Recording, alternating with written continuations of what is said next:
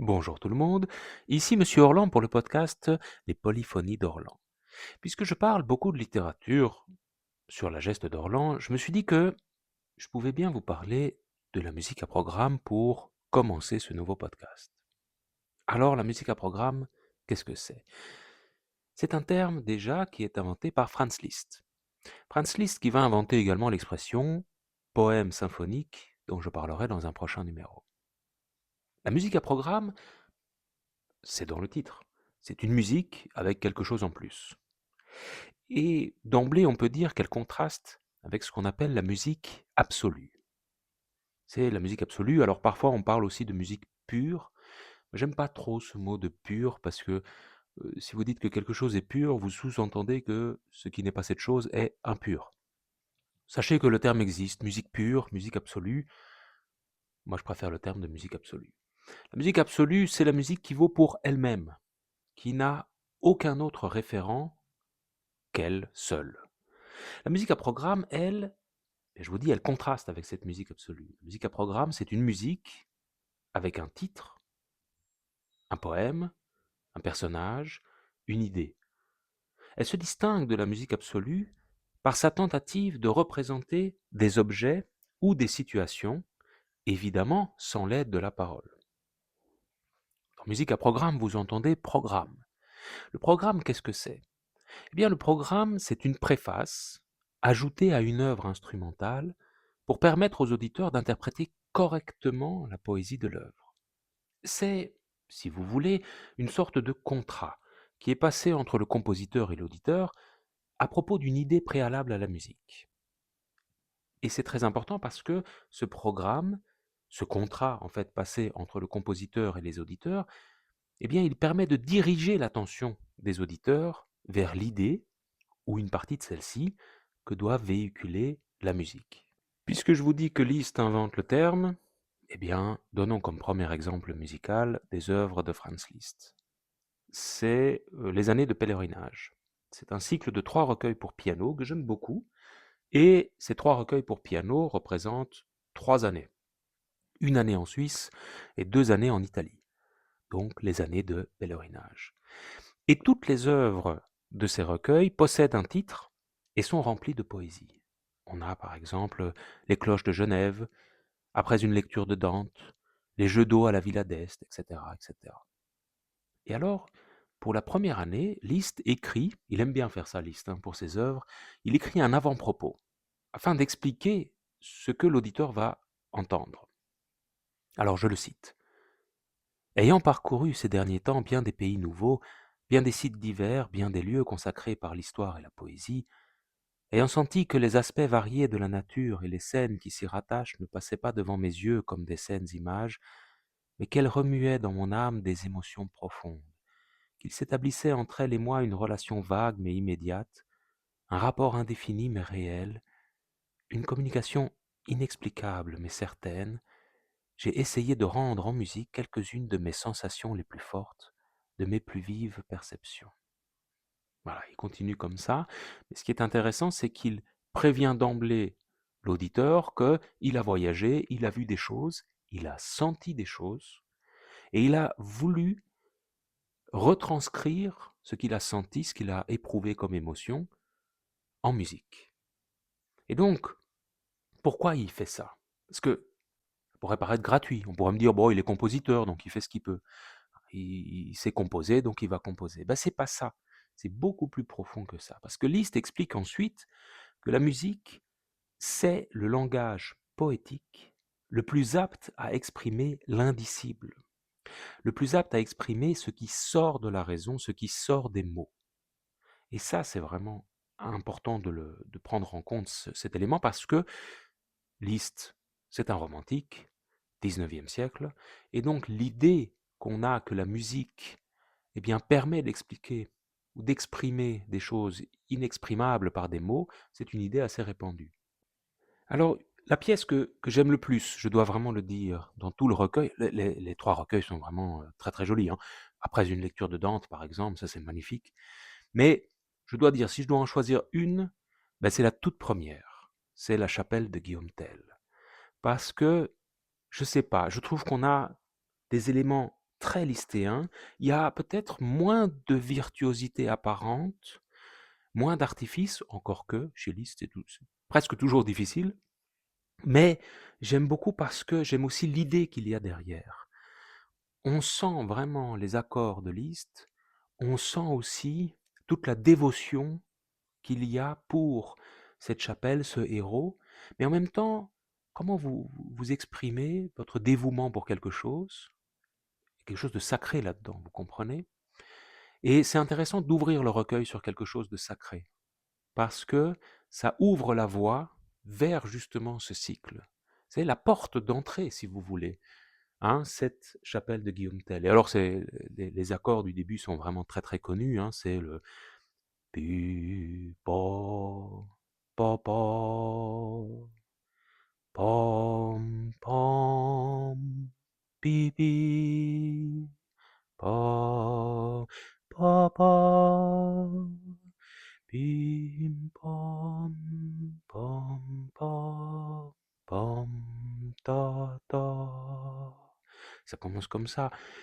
C'est très intelligent parce que c'est comme ouverture.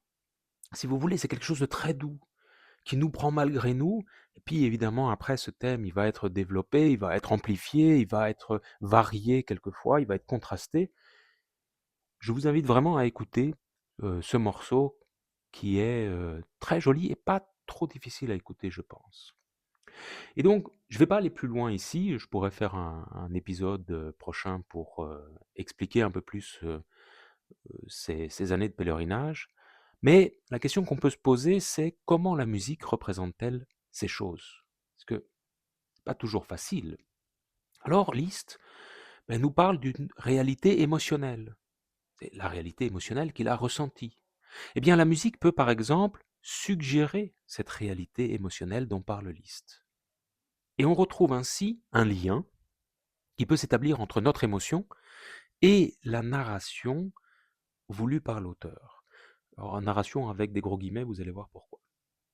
La musique à programme, c'est donc toute musique instrumentale, c'est important de le préciser, qui prétend receler un sens narratif ou descriptif, ou les deux. Mais encore faut-il s'entendre sur le descriptif. Par exemple, Ludwig van Beethoven, dans sa symphonie pastorale, la symphonie numéro 6, eh bien, il explique que cette symphonie, c'est plus l'expression d'un sentiment qu'une peinture.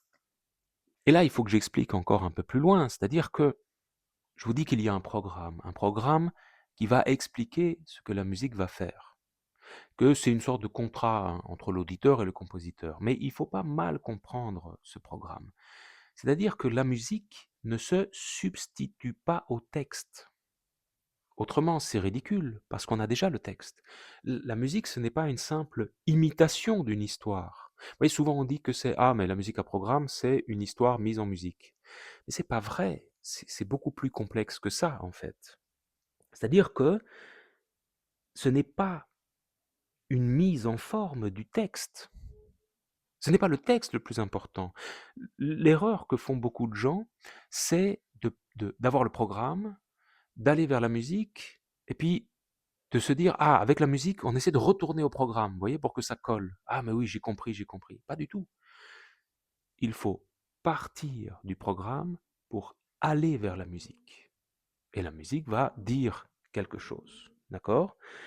La musique, et ça c'est très important de le garder à l'esprit, elle exprime toujours quelque chose de musical. Bon, je vous dis que Franz Liszt invente le terme, mais la situation existe déjà bien avant lui. Et Liszt est conscient de ça. On a beaucoup d'exemples par le passé. Alors je vais vous en donner quelques-uns et vous allez voir que, eh bien, c'est pas toujours évident de mettre la frontière entre la musique à programme au sens strict tel que l'entend Liszt, et puis des musiques à programme, mais dans un sens plus large. Bon, par exemple, vous avez des compositeurs français baroques qui vont donner des titres à certaines de leurs compositions instrumentales.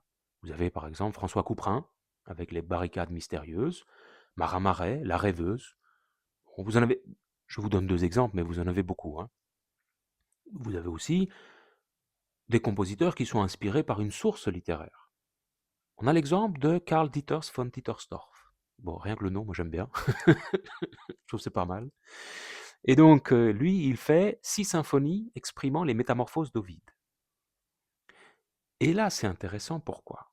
Parce que on est en face d'un exemple où on a des œuvres qui sont tirées de passages littéraires, donc les métamorphoses d'Ovide, et là, on a la présence de descriptions et moins d'affect ou de passion. Et alors, pour vous expliquer ça, je vais vous donner un exemple, c'est sa 4e symphonie de ce cycle-là, hein, c'est la délivrance d'Andromède par Persée. C'est une symphonie en 4 mouvements. Le premier mouvement, c'est la description du paysage. C'est le soleil qui sort de l'horizon au-dessus de la mer. Il n'y a pas de personnage dans le premier mouvement. C'est vraiment le décor. Et c'est très intéressant. Pourquoi? Parce qu'on a un très joli contraste entre les cordes, qui est plutôt la mer, où on a même une idée de balancement. Et l'idée de balancement, c'est intelligent parce que ça nous fait rappeler les vagues, vous voyez, qui nous balancent comme ça. Et puis, sur les cordes, on va entendre l'arrivée d'un hautbois. Et donc, on a un très très joli contraste entre les deux, et on a ces deux éléments-là, le soleil et la mer. Le deuxième mouvement, c'est Persée qui arrive dans les airs. Il apparaît. Et ça, c'est vraiment très intéressant parce que on peut entendre ce sentiment d'apparition. Ce sentiment d'apparition, Karl Dieters von Dittersdorf, va nous le rendre grâce à ce qu'on appelle un crescendo au rouleau. Alors, c'est quoi le crescendo au rouleau? C'est quelque chose qui est typique de son époque, du style galant. C'est, si vous voulez, une sorte de séquence, de mélodie qui va se répéter. On va répéter en boucle, si vous voulez, mais on va y adjoindre des notes pour amplifier, si vous voulez, la sonorité. Donc on a les mêmes motifs qui vont se répéter et chaque fois on ajoute des notes qui gonflent en fait, si vous voulez, ce motif. Et en parallèle de ça, on peut diviser la valeur des notes à la basse. Alors ça semble compliqué, mais en fait ça l'est pas. Si vous faites par exemple do, do, do, do, do, do, do, do, do, do, do, do, do, do, do, do, do, do. Voyez, en faisant ça, eh bien, vous donnez un sentiment d'accélération. Et ça, c'est vraiment pas mal, hein. Et donc, tous ces éléments-là, ça participe au rouleau avec un très très lent crescendo. Crescendo, c'est le fait d'augmenter la musique, hein, et ça se fait sur un très très long terme. Et donc, vous avez ce sentiment d'accélération, et on retrouve Persée dans les airs, avec Pégase, évidemment. Troisième mouvement, c'est intéressant aussi parce que on va assister à la création de la figure d'Andromède sur son rocher. C'est un thème du troisième mouvement, hein, qui est langoureux et douloureux. Elle attend, captive, sur son rocher. Quatrième mouvement, c'est la bataille avec le monstre. Dans la première partie du quatrième mouvement, on voit ça, on voit beaucoup de tension, on voit beaucoup de chocs, mais c'est intéressant aussi parce qu'on va avoir une résolution du conflit. Donc Persée va gagner, va tuer le monstre, il va délivrer Andromède, et on aura la célébration dans la deuxième partie du quatrième mouvement.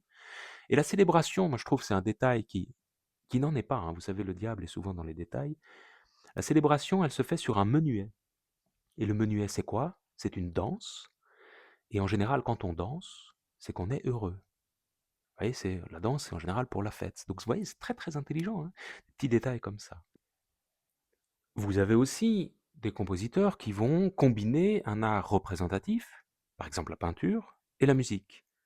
Alors l'exemple le plus connu, vous l'avez sûrement, c'est les tableaux d'une exposition de Modeste Mussorgsky. Et les tableaux d'une exposition, c'est un cycle de 10 pièces pour piano. 10 pièces pour piano qui sont entrecoupées de promenades. Alors, les différentes pièces sont chacune liées avec un tableau, et là, pour le coup, on le sait, hein, on a les sources, elles sont liées avec un tableau de Victor Hartmann, qui sont présentés à une exposition. Donc, si vous voulez, Mussorgsky a été à une exposition, il a vu des tableaux de son ami Victor Hartmann, et il a décidé de représenter musicalement, si vous voulez, en quelque sorte, eh bien, chaque tableau qu'il a vu. Alors, vous allez me dire, mais oui, c'est de la représentation de tableau, mais quoi? Mais je vous ai dit, il y a les promenades. Et les promenades, vous savez, hein, c'est la promenade, c'est ti ta tam pa ta tam pam pi ta tu pa pi pa ta ta ta. Voilà, c'est ce qui lie chaque fois en fait le cycle, les différentes pièces, si vous voulez, de l'ensemble, hein, et ben, ça introduit une narration. Pourquoi? Et parce que entre les différentes pièces de peinture, on entend, si vous voulez, en quelque sorte, bah, la personne qui se déplace. Comme à une exposition. Vous regardez une peinture, puis vous vous déplacez à une autre, puis vous vous déplacez à une autre. Vous voyez, c'est très intelligent, hein. Et alors, s'il y a une œuvre que je pense que vous pouvez écouter pour commencer, les tableaux d'une exposition, c'est La Grande Porte de Kiev. Parce que ça, c'est vraiment... C'est la dernière œuvre, c'est la dernière pièce du recueil, et c'est vraiment mais, magistral, magnifique. On a, donc pour vous expliquer un peu la structure, on va avoir un premier thème qui va arriver, thème assez majestueux, et juste après, on aura un deuxième thème, plutôt un thème beaucoup plus intimiste et presque religieux, et on aura une alternance de deux thèmes. Alors le thème majestueux, c'est celui qui est le plus connu de la pièce, ça va comme ça, c'est tam pi tan ti ta tam pim ta ti ta ti ta ti ta tam pim pam pi ta tam pim. Et ça continue comme ça, et c'est très très joli. Donc on a une alternance de ces deux thèmes-là qui sont contrastants, et le morceau devient de plus en plus majestueux. Puis il y a une deuxième partie, où là on aura, et ça c'est très intéressant, l'imitation du son des cloches. On a des cloches, alors c'est un recueil pour piano, donc avec le piano il va jouer le son des cloches, ça c'est vraiment quelque chose qu'on retrouve souvent en musique, et ce son des cloches va se faire de plus en plus fort, de plus en plus fort, et c'est très intéressant parce qu'on va retrouver dans cette imitation des cloches le thème de la promenade que je vous avais fredonné juste avant, pour un peu lier, voyez, ces œuvres entre elles. Puis, là c'est incroyable, on retourne sur le premier thème encore plus triomphant. Il revient, mais dans toute sa splendeur, je devrais dire, avec une coda finale. Donc la coda, c'est ce qui va terminer en général un mouvement ou une œuvre, où les choses s'emballent un peu, si vous voulez, et ça part dans tous les sens. C'est vraiment, vraiment incroyable de terminer. Autant je vous disais que la chapelle Guillaume Tell de Liszt, c'est un morceau incroyable pour commencer parce qu'il nous introduit bien en fait les différents cycles.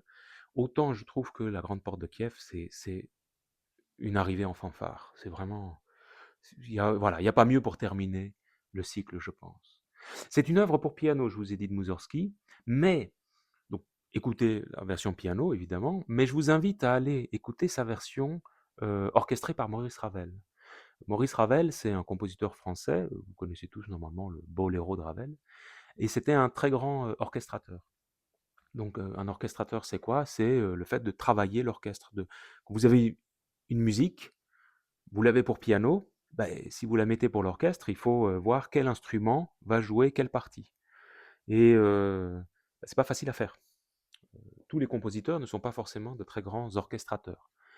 Donc Ravel, il l'était. Le boléro, c'est peut-être une des meilleures preuves de son génie de l'orchestration, puisque le boléro, c'est un thème qui est répété tout du long pendant je ne sais pas combien de minutes, 15 minutes, peut-être même plus.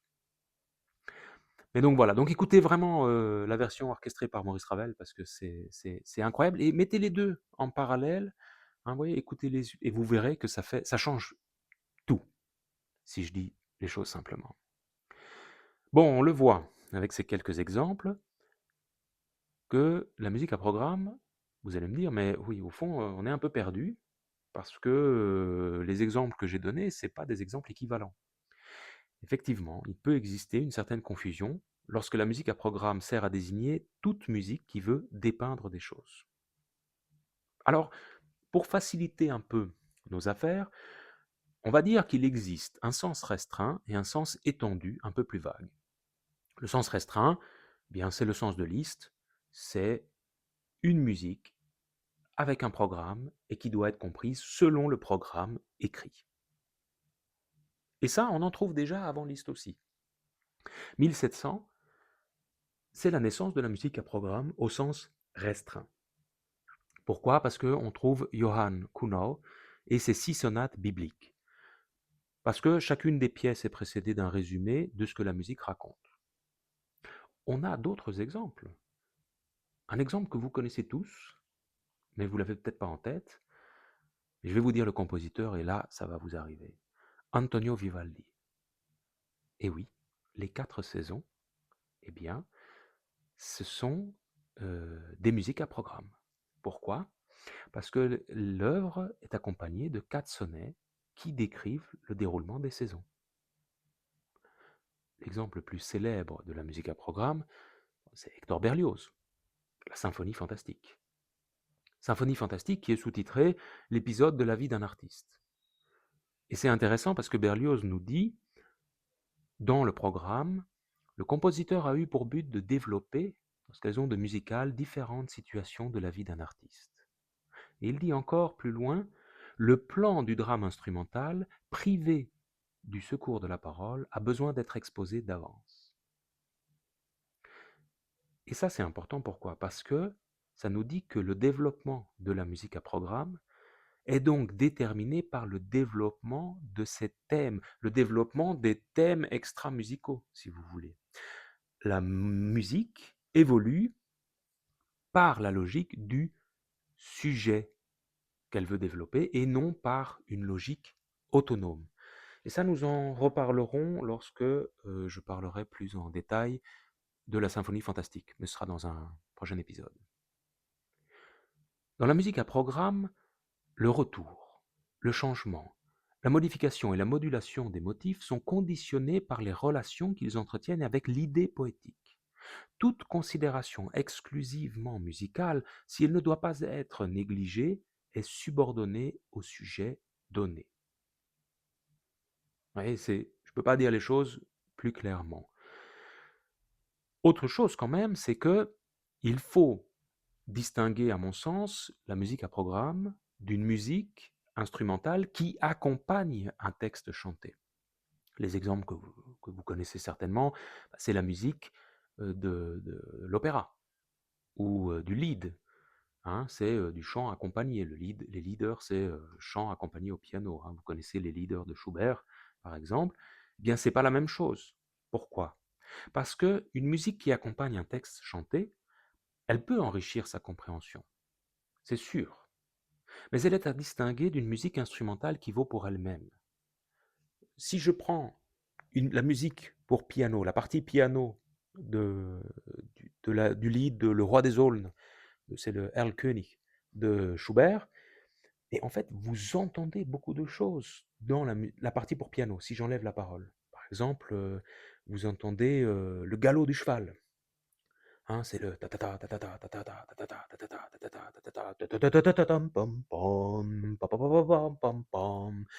donc on l'entend le cheval galoper, mais elle est associée à un texte, parce qu'on a le texte qui est chanté au-dessus. Et donc cette musique qui enrichit effectivement le texte, qui guide, si vous voulez, l'auditeur à comprendre un peu plus le texte, c'est pas du tout la même chose instrumentale, qu'une musique instrumentale qui n'a pas de parole et qui doit exprimer des idées ou qui a des rapports avec une histoire qui a été écrite au préalable, qu'on a lue, mais on va simplement voir, musicalement parlant, sans le texte, ce qu'elle, avec des gros guillemets, raconte.